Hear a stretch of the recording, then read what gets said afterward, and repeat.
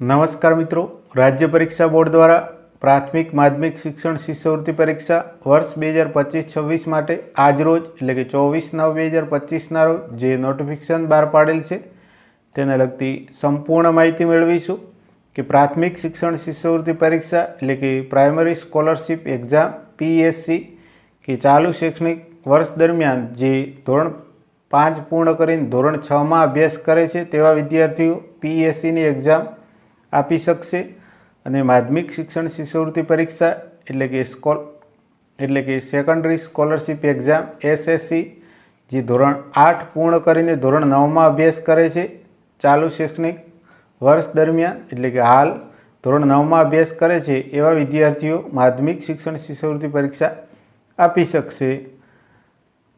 પ્રાથમિક અને માધ્યમિક શિક્ષણ શિષ્યવૃત્તિ પરીક્ષાને લગતા અગાઉ પણ વિડીયો બનાવેલ છે જેની લિંક નીચે ડિસ્ક્રિપ્શનમાં આપેલ છે, તેના ઉપર ક્લિક કરીને તમે વધુ માહિતી મેળવી શકશો। એમાં પ્રશ્નપત્રનું સોલ્યુશન પણ એટલે કે સોલ્યુશનના પણ વિડીયો મૂકવામાં આવેલ છે। વધુ માહિતી મેળવીએ કે પ્રાથમિક માધ્યમિક શિક્ષણ શિષ્યવૃત્તિ પરીક્ષા વર્ષ 2025-26 શહેરી ગ્રામ્ય ટ્રાઇબલ વિસ્તાર માટે લાભાર્થી વિદ્યાર્થીઓની પસંદગી કરવા માટે રાજ્ય પરીક્ષા બોર્ડ દ્વારા પરીક્ષા લેવામાં આવશે। પરીક્ષા માટે ઓનલાઈન અરજી SEBexam.org નામની વેબસાઇટ પર તારીખ 1/10/2025 થી 15/10/2025 દરમિયાન ફોર્મ ભરવાના રહેશે, એટલે કે 15 દિવસનો સમયગાળો તમને મળે છે।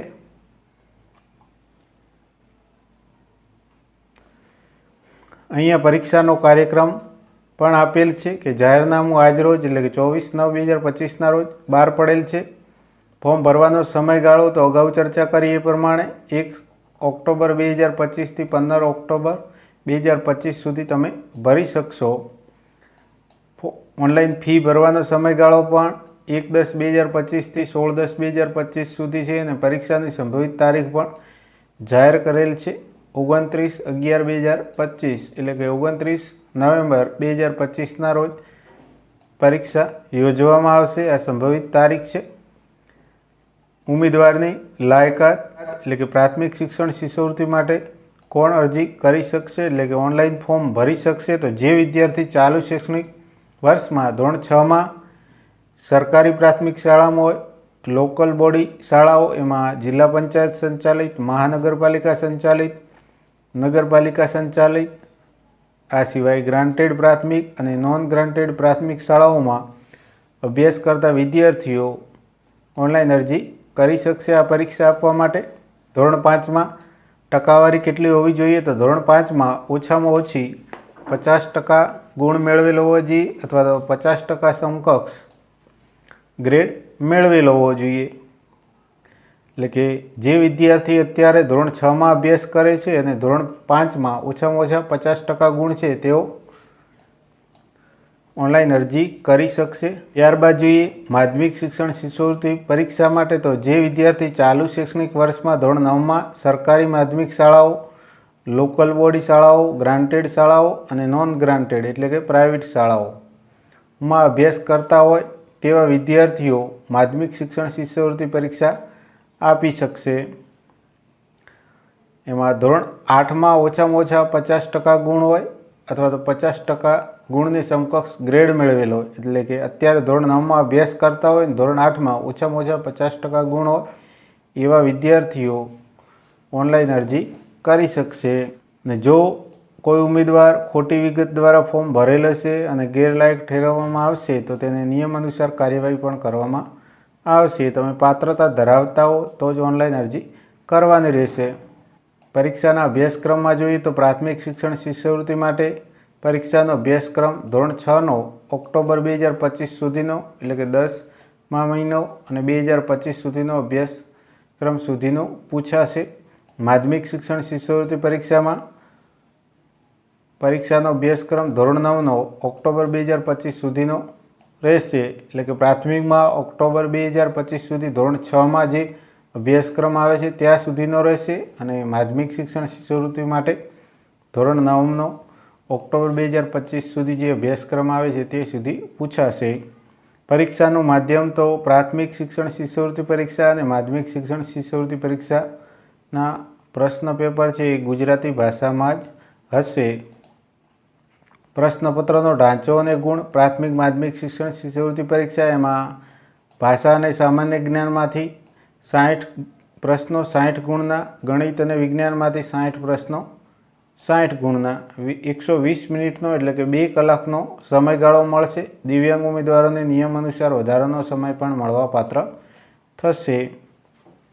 તો પ્રશ્નપત્ર એ 120 ગુણનું હશે, 120 પ્રશ્નો હશે અને 120 મિનિટ સમયગાળો એટલે કે 2 કલાક સમયગાળો મળશે। પરીક્ષા ફીની વાત કરીએ તો તમામ પ્રકારની પ્રાથમિક શાળા એટલે કે ગ્રાન્ટેડ હોય, સરકારી હોય અથવા તો નોન ગ્રાન્ટેડ, પ્રાથમિક શિક્ષણ શિષ્યવૃત્તિ માટે પરીક્ષા ફી 100 રૂપિયા રહેશે। એટલે કે પ્રાથમિક શાળામાં અભ્યાસ કરતા વિદ્યાર્થીઓએ તમામે ફી ભરવાની છે અને માધ્યમિકમાં ગ્રાન્ટેડ અને નોન ગ્રાન્ટેડમાં હોય તેમને પણ 100 રૂપિયા ફી ચૂકવવાની રહેશે ઓનલાઈન।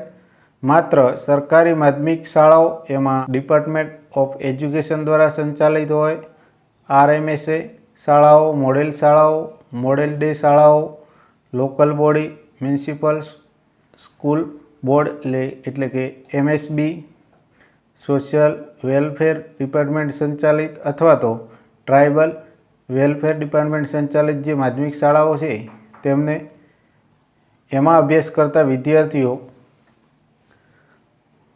માધ્યમિક શિક્ષણ શિષ્યવૃત્તિ પરીક્ષા માટે ઓનલાઈન અરજી કરે છે તો તેમને કોઈ ફી ચૂકવવાની રહેશે નહીં।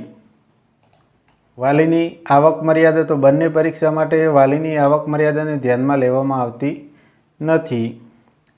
ખાસ નોંધ કે કેટલા વિદ્યાર્થીઓને શિષ્યવૃત્તિ મળશે તો કે આ પરીક્ષા આપનાર તમામ વિદ્યાર્થીને પરીક્ષાના પરિણામની માર્કશીટ અને પ્રમાણપત્ર આપવામાં આવશે।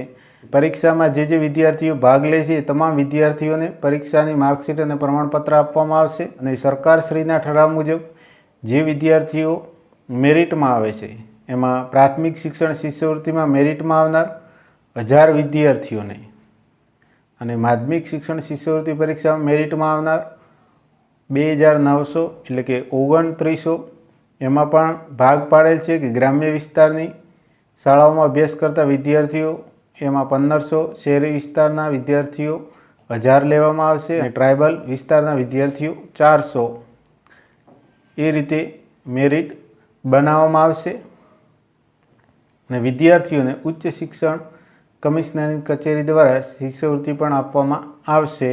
હવે ઘણા વિદ્યાર્થીઓને પ્રશ્ન હોય છે કે શિષ્યવૃત્તિ કેટલી મળશે, તો હું પણ શ્યોર નથી પણ અંદાજિત પ્રાથમિકમાં લગભગ 750થી લઈને 1000 વચ્ચે કંઈક સમથિંગ છે અને માધ્યમિક શિક્ષણ શિષ્યવૃત્તિ પરીક્ષામાં તમે પાસ થઈને મેરિટમાં આવો છો બંનેમાં તો પ્રાથમિકમાં 750થી 1000 સમથિંગ છે અને માધ્યમિકમાં 1000 છે અને આ એક જ વાર મળે છે। શિષ્યવૃત્તિ મહત્ત્વની નથી પણ આપણે પરીક્ષામાં ભાગ લઈ એમાં સારું પરફોર્મન્સ કરવું એ મહત્ત્વનું છે અને કંઈક એમાંથી વિદ્યાર્થીને પણ શીખવા મળે એ મહત્ત્વનું છે। ઓનલાઈન અરજી કરવાની રીત તો અહીંયા આપેલ છે। ઉપર છેલ્લી માહિતી મેળવીએ કે SEB એક્ઝામ સર્ચ કરીને ઓફિશિયલ વેબસાઇટ ખોલીને એપ્લાય ઓનલાઈન પર ક્લિક કરશો। તમે પ્રાથમિકમાં ભરતા હો તો પ્રાથમિક શિક્ષણ શિષ્યવૃત્તિ પરીક્ષા સામે અને માધ્યમિક શિક્ષણ શિષ્યવૃત્તિ પરીક્ષા માટે એપ્લિકેશન ભરતા હો તો માધ્યમિક શિક્ષણ શિષ્યવૃત્તિ પરીક્ષા સામે એપ્લાય નાવ ઉપર ક્લિક કરવું।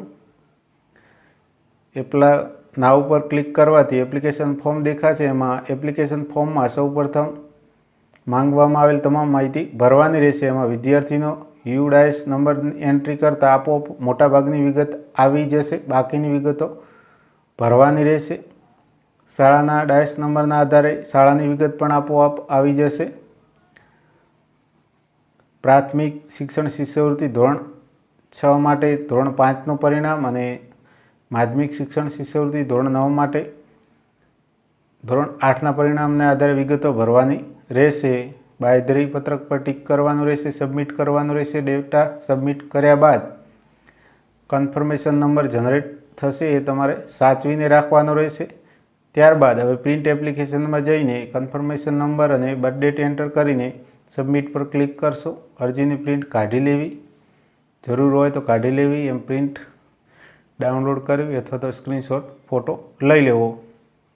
હવે અરજીપત્રક ફોર્મ એટલે કે એપ્લિકેશન ફોર્મની પ્રિન્ટ કાઢતા પહેલાં ફી ભરવાની વિગત અહીંયા છે કે ત્યારબાદ ઓનલાઈન પેમેન્ટ ભરવા માટે પ્રિન્ટ એપ્લિકેશનની પ્રિન્ટ કાઢતા પહેલાં ઓનલાઈન પેમેન્ટ કરવાનું રહેશે. એકસાથે ઘણા બધા વિદ્યાર્થીઓનું જો પેમેન્ટ કરવાનું હોય તો મલ્ટી પેમેન્ટ પર પણ કરી શકાશે. એટલે કે એકસાથે ઘણા બધા વિદ્યાર્થીઓનું પેમેન્ટ કરશો જેથી કરીને એકસાથે બધા વિદ્યાર્થીની ફીસ ભરાઈ જશે અને જે ચાર્જ લાગે છે એ પણ ઓછો લાગશે. ઓનલાઈન પેમેન્ટ ગેટવે દ્વારા credit card, ATM card, net banking, UPI through તમે પરીક્ષા ફી ભરી શકાશે. જે પેમેન્ટ ગેટવે દ્વારા ઓનલાઈન ફી ભરવામાં આવશે તે ગેટવેનો સર્વિસ ચાર્જ અને જીએસટી આપમેળે લાગુ પડશે. ઓનલાઈન ફી જમા પ્રિન્ટ એપ્લિકેશન પર ક્લિક કરવું અને વિગતો ભરી ત્યારબાદ ઓનલાઈન પેમેન્ટ ઉપર ક્લિક કરવું. ત્યારબાદ આપેલ વિગતોમાં ક્રેડિટ કાર્ડ જે માધ્યમ દ્વારા તમે ફી ઓનલાઈન ભરવા માગો છો તે માધ્યમ સિલેક્ટ કરશો વિકલ્પોમાંથી અને આગળની વિગતો ભરવાની રહેશે. અને ફી જમા થયા બાદ આપની ફી જમા થઈ ગઈ છે તેવું સ્ક્રીન પર લખાયેલું આવશે અને સક્સેસફુલ ટ્રાન્ઝેક્શન ઈ રિસિપ્ટ મળશે જેની પ્રિન્ટ કાઢી લેવી. જો પ્રક્રિયામાં કોઈ ખામી છે તો સ્ક્રીન પર આપની ફી ભરાયેલ નથી તેમ પણ જોવા મળશે. ખાસ ચકાસી લેવું. ઓનલાઈન ફી ભરનારે જો તેના બેંક ખાતામાંથી ફીની રકમ કપાયા બાદ પણ 24 કલાકમાં પ્રિન્ટ રિસિપ્ટ જનરેટ ન થતી હોય તો તાત્કાલિક રાજ્ય પરીક્ષા બોર્ડનો મેલથી સંપર્ક કરવાનો રહેશે. પ્રાથમિક શિક્ષણ શિષ્યવૃત્તિ પરીક્ષા આપવા માંગતા તમામ વિદ્યાર્થીઓએ ફી ઉપર મુજબ દર્શાવેલ માળખા મુજબ ભરવાની રહેશે. જે અગાઉ આપણે ચર્ચા કરી એ મુજબ જે ગ્રાન્ટેડ અને નોન ગ્રાન્ટેડમાં અભ્યાસ કરે છે તેમને પણ ફી ચૂકવવાની રહેશે. સરકારી શાળાઓમાં અહીંયા આપેલ ડિપાર્ટમેન્ટ સંચાલિત શાળાઓમાં ધોરણ 9માં અભ્યાસ કરતા હોય તેમને ફી ચૂકવવાની નથી. કેમ નહીં ચૂકવવાની? તો કે તેમની ફી છે એ સમગ્ર શિક્ષા કચેરી ગાંધીનગર દ્વારા રાજ્ય પરીક્ષા બોર્ડને ડાયરેક્ટ ચૂકવવામાં આવનાર છે. તેથી આ ઉક્ત શાળાઓમાં અભ્યાસ કરતા વિદ્યાર્થીઓ જો ઓનલાઈન અરજી કરે તો તેમને કોઈ ફી ભરવાની નથી. ત્યારબાદ શાળાએ કરવાની કાર્યવાહી છે આવેદનપત્રો જે છે જમા કરવાની બાબત છે, સંચાલનની બાબત છે, માર્ગદર્શક સૂચનાઓ છે.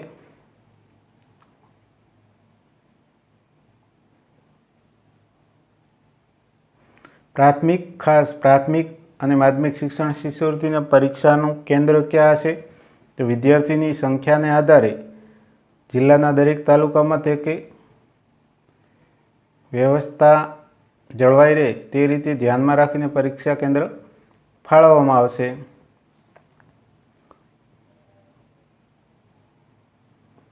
અને ખાસ કે હવેથી પ્રાથમિક શિક્ષણ શિષ્યવૃત્તિ પરીક્ષા અને માધ્યમિક શિક્ષણ શિષ્યવૃત્તિ પરીક્ષાના આવેદનપત્રોની હાર્ડ કોપી જમા કરાવવાની પદ્ધતિ બંધ કરેલ છે. ફક્ત જે ઉમેદવાર મેરિટમાં આવે તેના આવેદનપત્રોની ચકાસણી પ્રાથમિક શિક્ષણ શિષ્યવૃત્તિ પરીક્ષા માટે તાલુકા પ્રાથમિક શિક્ષણ અધિકારી શ્રી અથવા તો જ્યાં શાસનાધિકારી લાગુ પડે છે ત્યાં તેમની કચેરી દ્વારા અને માધ્યમિક શિક્ષણ શિષ્યવૃત્તિ પરીક્ષા માટે જિલ્લા શિક્ષણાધિકારી શ્રીની કચેરી દ્વારા ચકાસણી કરવામાં આવે છે.